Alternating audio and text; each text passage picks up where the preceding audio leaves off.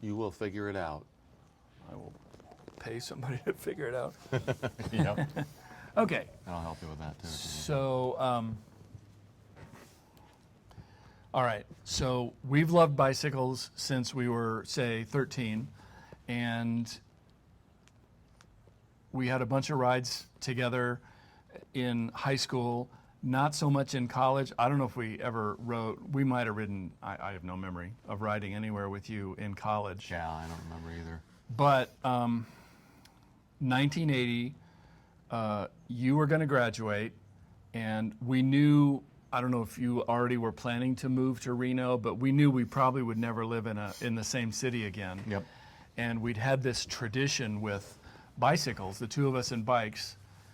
And so we started thinking, well, we got to do something.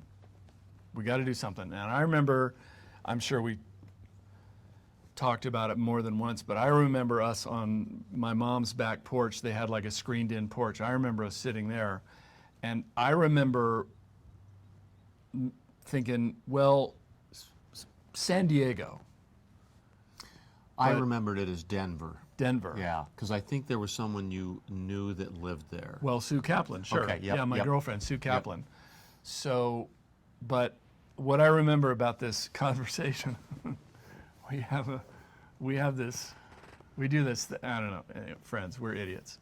So we would, wherever we would say, well, we could go here, and we'd think, and then we'd kind of look at each other with the eyebrows.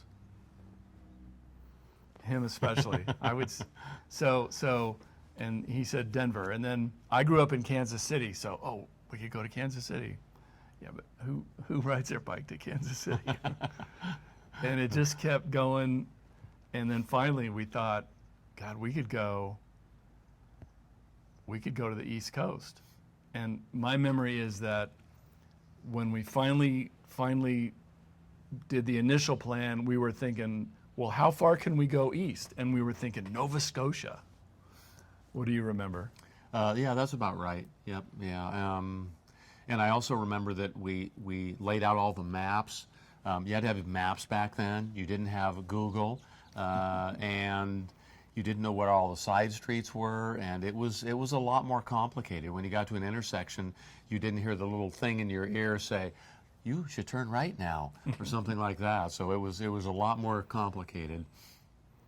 God. Yep.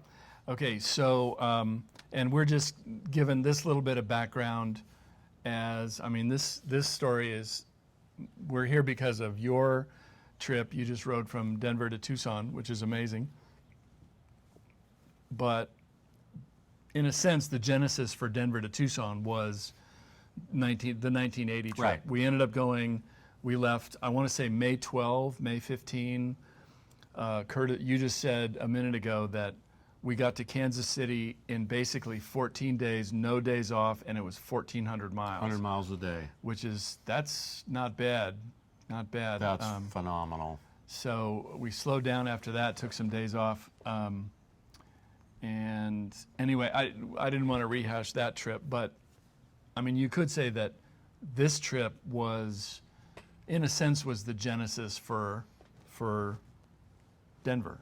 It was one of several reasons, but it was one of the reasons, and I was excited about doing some of the same route that we did, Yeah. which was really nice because I knew we were in the middle of absolute nowhere, and it still is in the middle of absolute nowhere, in spite of the fact that traffic has increased and the number of cars have increased and the whole world has expanded.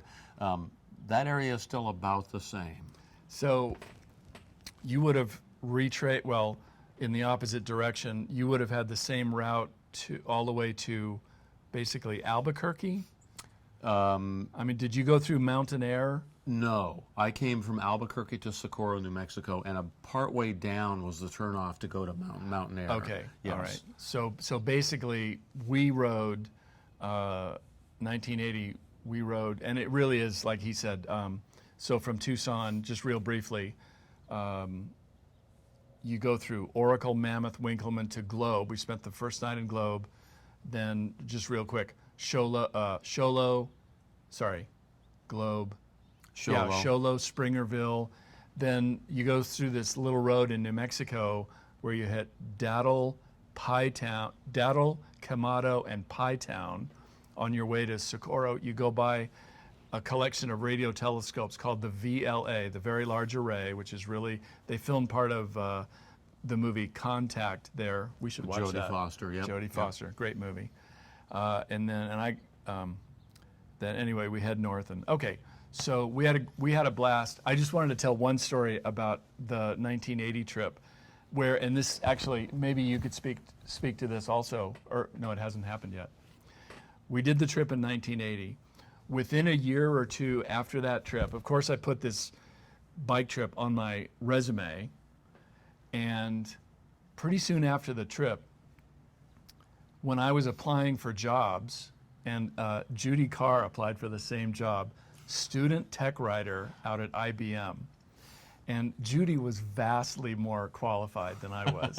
She was a really good student. I'm not sure I completely believe that. She's another freak like him, where she would actually study and work hard. And she applied for the job, but I applied too. And on my resume at the bottom, it says, May 1980, biked from Tucson to Boston. And I heard later, my manager said she saw that line, and she said to herself, I got to meet this guy. And so the reason I mention that is, not only, let me see, I was paid $7.42 an hour in 1980, 81. What did you do with all the money? It was a ton of money back then. Yeah. It was really good money. I was working at IBM. Anyway, when you do something like this, you have the experience. It's wonderful. You learn, you endure, you grow, blah, blah, blah, all that bullshit. For me, my big one was I worked in Antarctica for many years, but it'll be interesting to see how you did this trip, 1,000 miles in the summer, and you're 64. And this, I have no doubt that now the rest of your life, which is probably not very long. No, seriously, the rest of your life, it's something that people will be interested in and want to hear about. And it's interesting you say that, because a lot of people have been inspired by this trip, and I don't completely understand why. me too. I've already, since we've been back, I've ridden my bike twice in 2 days. Sorry, That's good. Go ahead, please. No, that's good. I know Nate's daughter was inspired. I know there are several people who are inspired, and I don't completely get it, except that when I hear the story about Nate and the job, I think maybe people just look at it and say, well, if he had the energy and the gumption to do something like that, at least he's not a lazy SOB or something like that. I'm not so sure. odd he would say that, because I actually am, but go ahead. So I think you're right about people are impressed when people do something out of the ordinary, something that isn't the same old stuff, because most people won't do something like that. It's just interesting. I mean, and some people are put off. God, why would you do that? Well, like your family didn't want you to ride this because they're not sure if they were in the will or not. So they weren't sure if it was a safe time for you to go. That isn't why, but yeah. No, his dad and his sister Val, maybe Nancy too. It is dangerous. Val told a story that somebody she knew, a guy riding a bike in Bisbee where they live, he got hit by a drunk driver or something. He was hit and killed. And it's horrible to think about, but. Well, Dad's concern also was that there's more traffic now.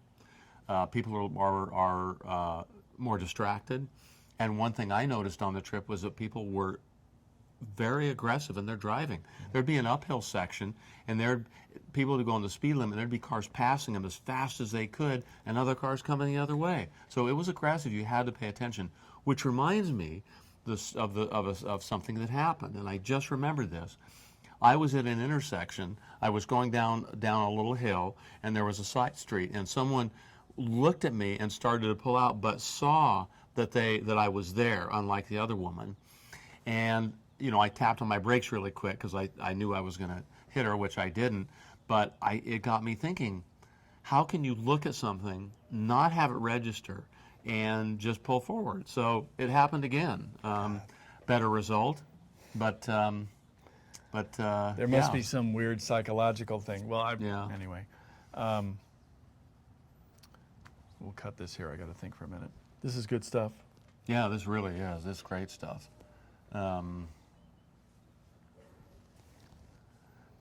So we'll Thoughts redo about the trip we went on? Not a lot of stuff, but just our trip.